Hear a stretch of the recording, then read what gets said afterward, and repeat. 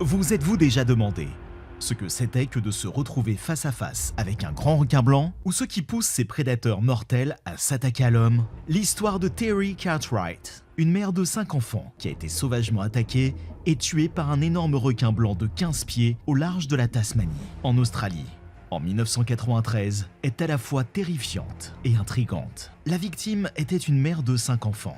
Elle était connue pour être une femme forte et courageuse, une battante et une sacrée plongeuse. Malheureusement, tous ses enfants, son mari et quelques collègues étaient présents sur les lieux de l'incident. C'était tout simplement un cauchemar. Terry aurait-il pu faire quelque chose pour empêcher l'attaque? Qu'est-ce qui a poussé le requin à l'attaquer? Rejoignez-moi pour plonger dans les détails de cet horrible incident et tenter de trouver des réponses.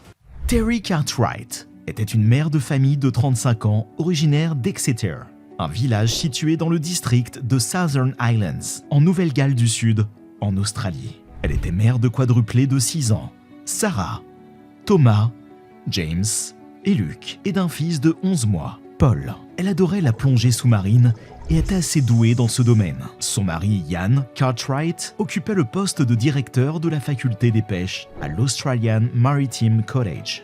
Une partie du travail de Ian consistait à diriger un groupe de chercheurs du collège lors de missions de recherche en mer. Le 5 juin 1993, Ian et un groupe de chercheurs du collège devaient se rendre sur la 2e île pour y afficher des travaux sur des otaries à fourrure. Leur destination était la 10e île, un petit affleurement rocheux de 0,3 miles de large, abritant une importante colonie d'otaries à fourrure australienne, située à environ 15 miles nautiques au large de la côte de Georgetown. Ce jour-là, Terry a insisté pour se joindre à la mission, car la plongée sous-marine qu'elle n'avait pas pratiquée depuis plus d'1 an lui manquait cruellement. Ian n'a pas pu dire non, car il était le skipper du Riveresco, le grand et sûr bateau de recherche du collège. Même si Terry s'était éloignée de la mer depuis un certain temps, elle était encore physiquement active et capable de faire de la plongée sous-marine. Comme le bateau était assez grand, sûr et rempli d'amis de la famille, Ian et Terry ont décidé d'emmener leurs 5 enfants. Elle était loin de se douter que ce jour fatidique se terminerait en tragédie, puisqu'elle serait elle-même victime d'une terrible attaque de requins, alors qu'elle faisait de la plongée sous-marine au large de la Tasmanie.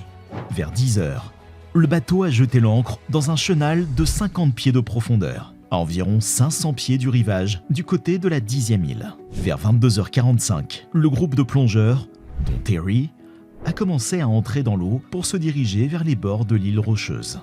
Dès que tout le monde a été dans l'eau, ils ont commencé à faire de la plongée en surface en direction de l'île, car ils n'avaient pas l'intention de plonger en profondeur avant de s'en être approchés. Pendant qu'ils faisaient de l'apnée, des dizaines de phoques nageaient autour et en dessous d'eux. Cependant, au fur et à mesure que le groupe avançait, Terry a pris du retard parce qu'elle avait du mal à ajuster son équipement. Le groupe de plongeurs se retrouve alors à environ 70 pieds devant elle. À ce moment-là, l'équipage du bateau lui a demandé d'essayer de suivre le groupe. Bientôt, les plongeurs ont commencé à plonger sous l'eau. Puis Terry, qui était encore séparée d'eux, a fait de même. Cependant, une fois de plus, elle s'est débattue. Mais cette fois-ci, elle a eu du mal à équilibrer ses oreilles, ce qui est nécessaire pour s'assurer que les tympans ne se perforent pas sous l'effet de la pression. Terry était seule, à environ 3 mètres sous l'eau, luttant pour équilibrer ses années et entourée par les phoques qui zappaient. Elle était loin de se douter qu'un grand requin blanc de 15 pieds de long chassait les phoques près d'elle. Elle était la cible parfaite, car elle semblait être un phoque lent et immobile pour le prédateur mortel. La raison en est que les otaries à fourrure sont probablement les créatures sous-marines les plus rapides qui existent et que même les requins ont du mal à les attraper. Pour le requin, Terry ressemblait donc à un phoque lent qui se débattait, et donc à la cible idéale. Et l'attaque vicieuse commença. Dans un premier temps, le requin blanc s'est dirigé vers Terry et l'a frappé de plein fouet, ce qui l'a probablement fait perdre connaissance ou l'a au moins désorienté. Puis le monstre vicieux est revenu et a refermé ses énormes mâchoires sur son torse. Les phoques de la zone ont paniqué et ont soudainement disparu, ce qui a alerté le groupe de plongeurs que quelque chose n'allait pas et que les requins étaient en train d'attaquer.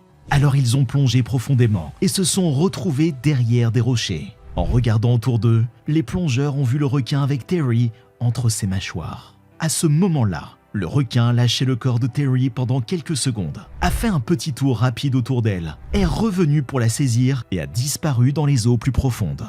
L'attaque du requin a été rapide et féroce. Il a frappé Terry avec une grande force, l'assommant probablement ou la désorientant. Le groupe de plongeurs était dans un état d'horreur extrême et terrifié. Ils se sont dirigés vers l'île aussi vite que possible, ont fait surface et ont hélé le Riverisco. Le groupe de plongeurs a dû s'abriter derrière des rochers, car le requin continuait d'attaquer Terry. Ils ne pouvaient rien faire d'autre qu'attendre que le requin s'en aille. Lorsque le requin s'est enfin éloigné, ils ont essayé frénétiquement de sortir Terry de l'eau. Mais il était trop tard. Le requin avait déjà infligé des blessures mortelles à Terry, qui est mort sur le coup. L'incident a provoqué une onde de choc dans toute la communauté et a déclenché un débat animé sur la sécurité de la plongée sous-marine et la présence de grands requins blancs dans la région. Ian, les enfants de Terry et l'équipage du Riverisco ignoraient encore que quelque chose d'horrible s'était produit. Cependant, le signal donné par le groupe de plongeurs a incité Ian et un membre de l'équipage à quitter le Riverisco à bord d'un petit canot pneumatique et à se diriger vers les plongeurs. Le cauchemar de Ian et des 5 enfants commence alors que l'équipage se précipite pour commencer les recherches. Ian dirige les recherches malgré la douleur et le fait qu'il sait qu'elle n'est plus là. Des bateaux de police et un hélicoptère ont été déployés. Quelques heures plus tard, des morceaux d'une combinaison de plongée et une jambe humaine portant encore une nageoire jaune ont été retrouvés à un peu moins d'1 kilomètre du lieu de l'incident. Rien d'autre n'a été retrouvé. Il ne fait aucun doute que ce tragique incident est un véritable cauchemar pour sa famille. Terry était connue pour sa bravoure, sa force et sa passion pour la plongée. Mais ce jour-là, elle se trouvait au mauvais endroit, au mauvais moment. L'attaque du grand requin blanc a été soudaine et terrifiante. Le requin a attrapé Terry et l'a traîné au fond de l'océan, où il a commencé à la déchiqueter. On ne sait pas exactement ce qui a poussé le requin à attaquer Terry. Certains ont émis l'hypothèse qu'elle avait été prise pour un phoque, tandis que d'autres suggèrent qu'elle a pu provoquer le requin par inadvertance, en faisant des mouvements brusques ou en s'éclaboussant dans l'eau. Cependant, en l'absence de preuves concrètes, il est impossible de déterminer exactement ce qui a déclenché l'attaque. Malgré cette issue tragique, il convient de noter que les attaques de requins sont relativement rares et que les plongeurs peuvent prendre certaines mesures pour minimiser les risques. Les plongeurs doivent éviter de porter des bijoux brillants ou des vêtements de couleur vive qui peuvent attirer les requins. Ils doivent également éviter de nager à l'aube ou au crépuscule lorsque les requins sont le plus actifs, et doivent toujours nager en groupe plutôt que seuls. De plus, il est important de se rappeler que les requins ne sont pas des tueurs sans cervelle, mais plutôt des créatures intelligentes et curieuses. La plupart des requins n'attaquent pas les humains, à moins d'être provoqués ou menacés. Et de nombreuses attaques se produisent parce que le requin prend un nageur ou un plongeur pour une proie. L'amour de Terry pour la plongée sous-marine a conduit à sa mort tragique. Le requin l'a attaquée alors qu'elle était dans l'eau, la prenant pour un phoque comme je vous l'ai dit. Mais c'est peut-être sa mort qui l'a conduite à cet endroit. L'amour de Terry pour la plongée et l'opportunité de plonger après plus d'1 an ont été les raisons pour lesquelles elle a rejoint son mari, Ian, et un groupe de chercheurs en mission sur la 2e île pour étudier les otaries à fourrure australiennes. Mais qui savait que c'était sa dernière plongée ? La tragédie a été dévastatrice pour la famille et les amis de Terry, qui se trouvaient sur le bateau avec elle. Ian, le mari de Terry, a dû annoncer à ses 5 enfants la mort de leur mère. L'incident a laissé une trace indélébile dans leur vie, et le souvenir de cette attaque fatidique est encore vif aujourd'hui.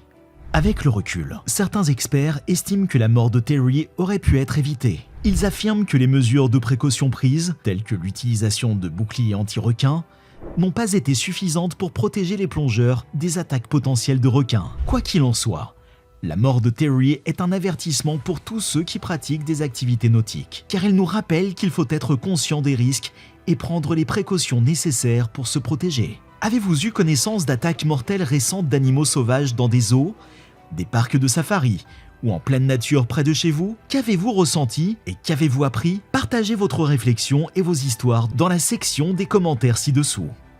Vous avez aimé cette vidéo? Nous sommes sûrs que vous l'avez aimée, alors n'oubliez pas de vous abonner, d'aimer et d'appuyer sur le bouton cloche, parce que nous allons mettre en ligne d'autres superbes vidéos tout le temps.